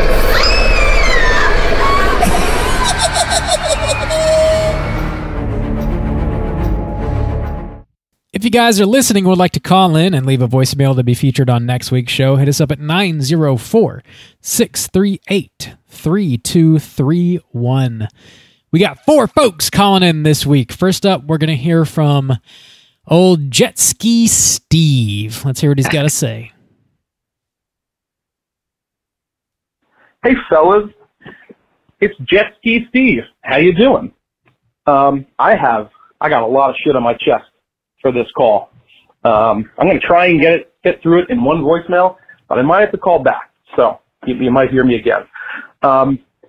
First off, I think last time I called in, this doesn't really matter, you said, we think this is Steve, but we're not sure. I had just always assumed that when Google Voice says, say your name, that was like passed on to you guys, but maybe you don't hear that part, so from now on, I will say, this is Steve. How are you? So I'm going through some old episodes. I'm just going to randomly hit on points here. And someone was talking about shitting your pants stories. And somebody said, well, at least they didn't shit in the pool. And I have a shit in the pool story. It wasn't me, thankfully. Liar. But a couple of years ago, went on a cruise, and we were on whatever the little Royal Caribbean island is. And we're in the pool, we're hammered, the DJ's going, we're acting like idiots, we're having a good time. And all of a sudden, we see everyone being ushered out of the pool. No idea what's going on. Come to find out, somebody shit in the pool. Never found out who it was. Probably saved us from getting sunburned, so it was about time to get out. So maybe it was a bit of a blessing, but it turns out someone did shit in the pool. So just watch out. Okay, next. I just watched the last voyage of the Demeter, and I really liked it. I just listened to your episode on it. And I think that maybe not being, you guys are sophisticated film aficionados, and I'm just a dumb slob who doesn't understand, when a director does something and people say, oh my God, it represents the duality of man, and this is what this means. Look at the way he shot it. We can infer this meaning. I don't know a goddamn thing. I just watched the movie, and I like it or I don't. And I thought it was really fun. It was very, I like the term atmospheric. I thought the shots were really well done.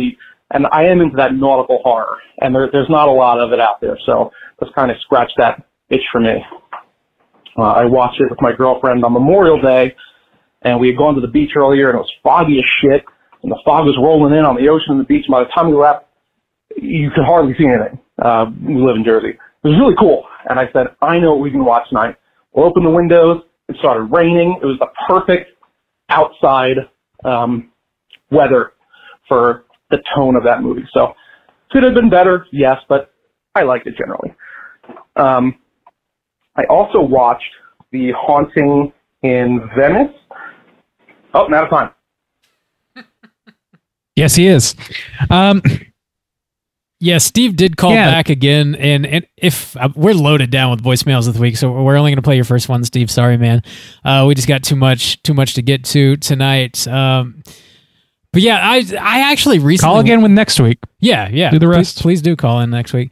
I would say I've never shit in the pool myself. I don't think I've ever been in a pool where someone shat in it, but I was recently at that Coco Cay, the little privately owned island that Royal Caribbean has or whatever. I've seen that pool. If I was in it and someone shit in it, I I would be upset. That would suck, dude. I was gonna say, Bob, we spent many a time in your pool back in the day. No shits. And as many times it's like some people got fucked up or something. I don't think anybody ever shit in the pool. Yeah, you know, it's a real missed opportunity is what it is. We were good guests. Hashtag blessed. We only fucked up the pool once, and it really badly. But was that with the tornado or whatever? Yeah, where we were doing a whirlpool, and it just like ripped the entire lining, and the pool just like fell apart or some shit. Oh no! It just knocked the stairs loose, and we fixed them. The stairs like blew away. Oh, I'm conflating two things that happened. Yeah, okay. The lining did at some point. We fixed the stairs. Yeah, the lining got a hole in it. I remember it like it was yesterday. It was Father's Day. Actually, we sat down outside to have dinner. We just sat down, and then like in the corner of the yard, we just hear this. Oh no! And like water is gushing out of the pool, and we're like, "Oh shit!" No shit, though. No shit. No. And it wasn't because of a whirlpool. Can't put that one on me, Bob. Not to my knowledge. No. I was putting it on you. Whirlpool. That's just. Never whirlpool, people. Don't do it. One-way ticket to shame. Dude, those whirlpools are pretty fun, though. Not gonna lie. They are fun. They would get wild. There's a reason. Yeah, because you could just lift your legs up and the current would carry you around. Yeah, you just spin your ass and also fuck up the pool. Well, yeah. Yeah. Yeah, man. Steve, if you like seaside type horror, nautical horror stuff, spooky seaside, foggy towns, Dead and Buried's for you, man. Check it out. Yeah. Check it out. That, the Mutilator, get in there, man. Enjoy yourself. Get mutilated. You'll love it. Get mutilated, my guy. Yes. You're going to love it. Call in next week, man. Finish up your stories. Next up, we are going to hear from the librarian. Let's hear what she's got to say. Gentlemen. Hey, howdy. It's my birthday. I'm 27. Yeehaw. And I celebrated last night by seeing I Saw the Devil, and boy howdy, was that quite honestly a perfect movie till someone dug through feces! Like, there's some graphic violence in that movie, like an Achilles tendon being cut, and that was nothing compared to my terror, fear, and disgust at the dreaded shit shot. Ugh! Yuck! Poop isn't cool. It shouldn't be seen. I don't think poop jokes are funny. It's just gross! I literally don't want pets or children because I don't love anything enough to pick up its poop or wipe its butt. Ugh! God! Anyway, I'm reading The Walking Dead, and it plays. Unlike poop. Bye! Man, I don't understand how somebody who doesn't like poop jokes can listen to our asses. Yeah, that's I was nuts. gonna say. Our previous call was all about us talking about shit in your pants. Shit your pants stories that we have prompted on numerous occasions. Also, too, he said, I got some shit I got to get off my chest, and I'm not going to lie, I had a bunch of poop jokes running through my mouth. Yeah, man's covered in shit. Glass bottom. He loves nautical stuff, including glass bottom boats. My girlfriend. I'm sure the librarian is not laughing at that. Yeah, happy birthday to librarian. Happy birthday. Happy birthday. Yeah, we got all these June birthdays. Hell yeah, know, Gemini June squad. bugs in this bitch. Hope you got a bunch of books that you can file away. Undoubtedly. They're already finished. I got to be honest, I don't remember the poop in Late Night with the Devil. Do you guys me? I was thinking that too. It's not Late Night with the Devil. It's I Saw the Devil. Oh, I saw. I did, dude. I did the same thing. Okay. I did. I was like thinking. I was like, I don't remember that. Okay, I did mishear her when she said feces and I heard CDs. She was digging through CDs. I was like, oh, those bastards. I hate them. Those. It's like you really not into anachronistic technology, I guess. Okay. CDs are still cool, man. Cassettes are coming back. Sure. They're the cool thing. I'm sorry. In vinyl. I'm sorry. Sure. Yes. Okay. Yes, vinyl is coming back. It's just now happening. No. Cassettes. I have an insane prediction. Oh, just like vinyl. Vinyl is on its way back, if you can believe. Oh my Whoa. God. Invest in wax. They're a safe investment. Oh my God. Wax futures are where your money should be going right now. That Jack White really knew what he was doing. He was on to something. He did. He was. Well, I hope you had a great librarian, sans, excluding the shit. Oh, yeah. Excluding the shit. Happy birthday. Happy birthday. Happy birthday. Next up, who we got? Chris. Chris on the line. Let's hear what he's got to say. Hey, Straight Chilling crew. This is Chris in Louisiana. I just got done listening to the Strangers episode, which it's funny. If I'm interested in watching a movie that you guys are reviewing, I'll wait, especially if it's one that just came out in the theaters. But if it's one that I'm not interested in watching, I'll just go ahead and listen to the episode. But I found it thoroughly amusing, and I just general consensus for everything I've read about Strangers. I knew that was going to be the consensus. But the reason I was calling was, I kind of was thinking, and Soju is completely right.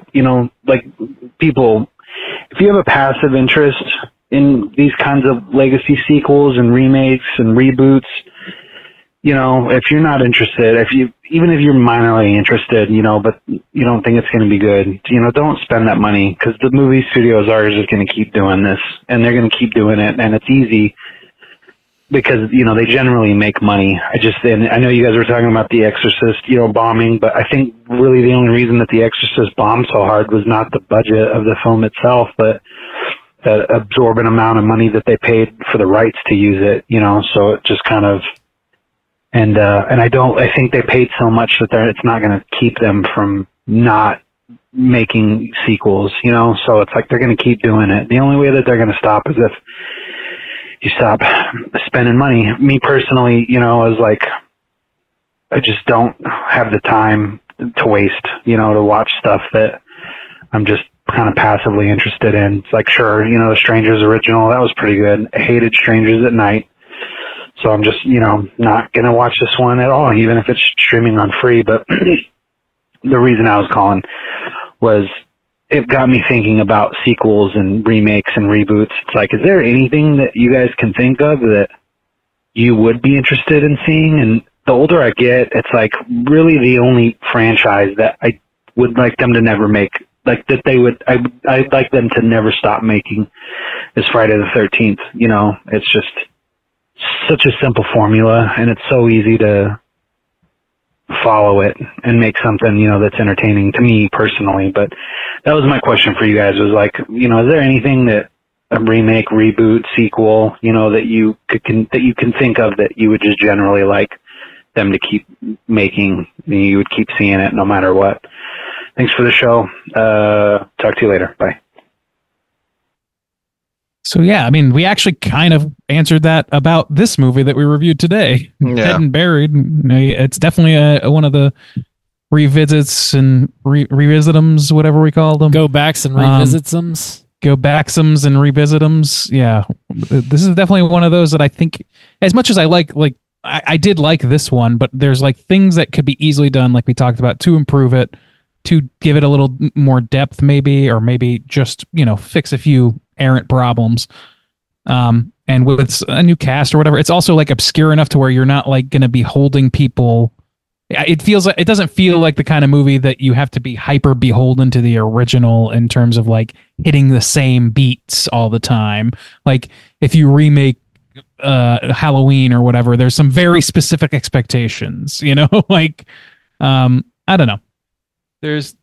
I don't think that those expectations are as dire or necessary for this one. I think that they could do something pretty interesting with it, honestly, as long as the beats they do need to hit are like great effects, brutality, charismatic characters with some levity and humor thrown in, and just a nice spooky location shot well. It's really all it needs.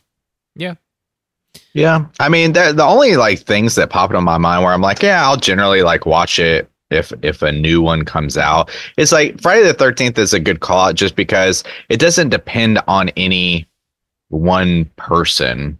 Even like with Scream 7 coming out, they're like, oh, we got to bring back what's her face, and all these people, and like who's gonna live and who's gonna die. But things like Friday the 13th, or we've talked about, it's like Godzilla. crank out a new Godzilla movie, probably gonna watch it unless it's that newest one, which I didn't watch. But it's fine because when another one comes out, it doesn't matter that I didn't watch that one. It's not like this Marvel House of Cards where one thing seems to matter to another thing and you're lost if you didn't watch it. But like, I think like most things, I don't really care about a sequel. Like Beetlemang's coming out and like Michael Keaton's like old now, and it's just like, you can only keep that going for so long. Only things that aren't tied to like specific people can only be pulled off that way. So there's a very few, you know, your Batmans, your Godzillas, your Friday the 13th works well. Yeah. Yeah. I would love Friday the 13th to just keep rolling, but it's still kind of fucked up in lawsuits. But to be honest with that, in a violent nature. Yeah. You could literally slap the whole time I was watching them. You could slap the name Friday the 13th on it, and I would be fine to accept that. Like that to me could just as easily be a Friday the 13th film, and I would change in a lot of ways. And even if they didn't, I mean, it's really the core of what a Friday the 13th movie is, and so that's good enough for me. Like, well, that's what it's playing off of. Yeah, and it's definitely like it's close enough to scratch that itch for me. Yeah. But yeah, I don't know. Like I kind of, there's definitely some, like a handful of franchises that could just go on in perpetuity. I think that's acceptable. The problem is that like, that's all that the money is going towards in so many cases. Sure. And it's just leaving very little on the table for anything else of value. And I don't think we're not breaking new ground by saying any of that. So I am interested though. He made me think of something because Red Letter Media, like this yesterday or something, released something about the death of movie theaters and how like all these movie theaters are closing or whatever. And like, I don't have any like conclusion to this whatsoever. I'm just like noticing like, yeah, on the one hand, you don't want to like give money to studios that are insulting you by releasing slipshod products and just with names you recognize and assuming that you'll slop it up like a good little piggy. Like you don't want to reward that like with The Strangers. At the same time, there may not be a whole lot of theaters. Like it's exacerbating the other problem, which is that theaters can't sustain themselves anymore. Something's got to give there in a number of ways. So it's a very complex issue, but it just made me think of that. Like, man, it kind of runs contrary to a different issue. So I don't know. Yeah. I don't know. Most franchises I don't really give a shit about. Like I don't need more of really any of the bigger franchises. The things that are more interesting to like remake or sequelize are the ones that weren't nailed like from the start. Like I think I mentioned last week or the week before, Pumpkinhead, like remake Pumpkinhead, remake Dead and Buried, like, you know, movies that like have a great idea but maybe are a little rough around the edges. Those are the ones that are really ripe for being remade. If you were gonna sequelize something that is like a banger but just for whatever reason never became a franchise, like you could make, I think, a pretty interesting sequel to Event Horizon somehow. Like maybe go nuts, you know. Yeah, but see, even now we've reached that point. If they came out and they said there's a new Event Horizon coming out, I'd probably roll my eyes at it because well, that's the default like position. I mean, it's just like sometimes it just feels at this point. I feel like it's gotten to the point where it feels exploitative. Sure, they have to convince me that it is an artistic choice, not a money choice. I don't necessarily need it. No. I understand what you're saying. Yeah. Mm-hmm. It's just like that's one of those like successful films of like, are there enough people who regard this movie highly enough to get them in the theater just on name alone? You know, like and that's the thing. Yeah, that's the thing is like the ones that are guaranteed like slam dunks in terms of getting people in because it's so beloved.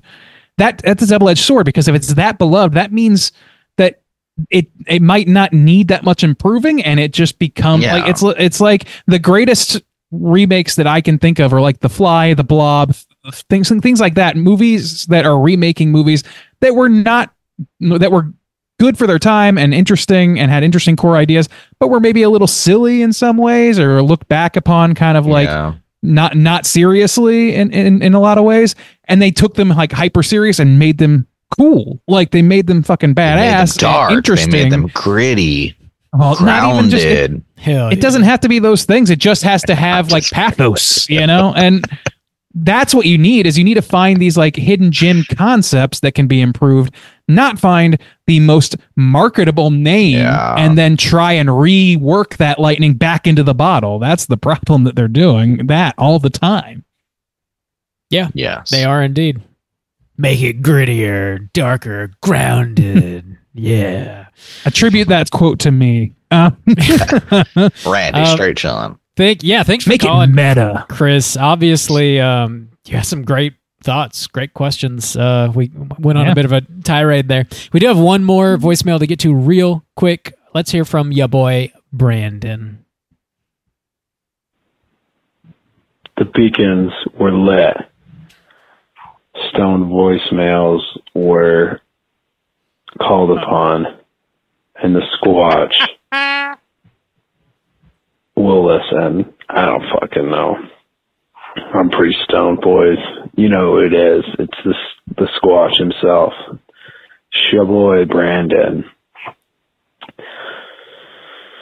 What's going on?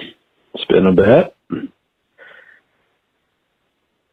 Pretty stoned. So,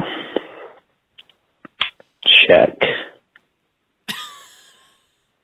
Just calling because I saw a joke on the side of the road today, and I thought it was pretty funny.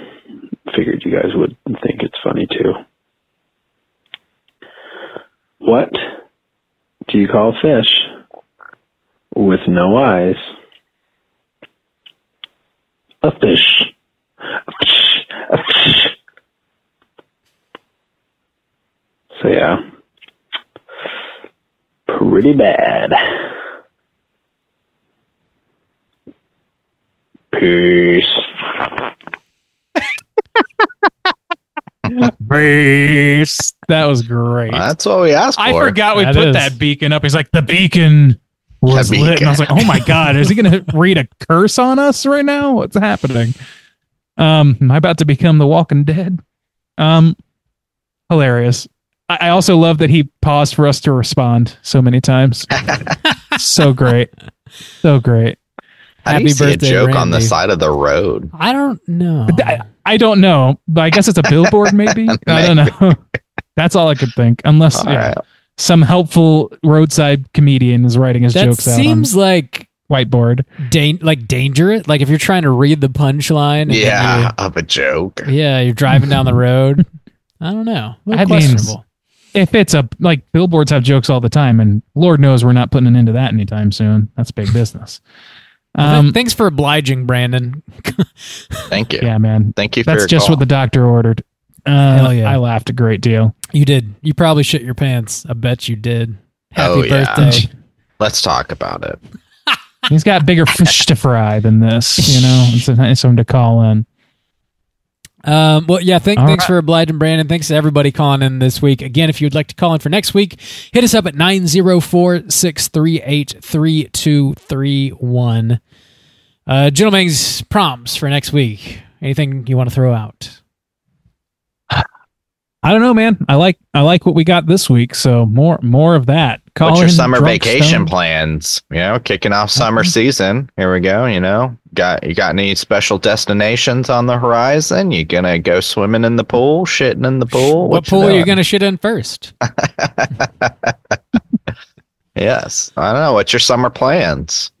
What you doing? With locations and times. Yeah, and credit card numbers too. We need to verify some things. We need to check your passports to make sure you're legally allowed to go where you want to go. Who's signing up for the Straight Chillin' Summer Vacation? Go ahead and send your credit card numbers in now. We'll get those payments processed, and we'll be sending you that information soon. We'll lock the tickets in for you. Yeah, we'll lock it in. Payments can be made by purchasing iTunes gift cards at your local Target and depositing them into the mail slot. My ass. Dates coming soon. Yeah, call in with your hot ghoul summer plans. Let us know what you're doing, what you're watching, where you swimming, where you shitting. 904-638-3231. What are you buying? We're going to be back next week with a brand new show. As always, we're talking about a classic next week. A classic science fiction film. Science friction. Science friction film. Ooh. It is 1978's Invasion of the Body Snatchers. Of the Booty Snatchers. Booty Snatchers. Yeah, for real. Which version are we watching, Bob? Oh, did you already say? 1978. The only one that came out in 1978. Watch that one. Okay, gotcha. That we know of. Right? Oh my God. There you go. Yes. Check it out. Get ready for next week's show. Until then, you can find us on all the social medias. Just search Straight Chilling Podcast. We'll pop right up. If you want to join in our Slack channel conversations, daily Slack channel conversations, hit us up on one of those social media outlets, and I'll send you a link so you can join in on the fun. That's going to do it for us this week at Straight Chilling. Until next week, as always, all you mother truckers, please keep chilling. What she wants is a good kick in the pants.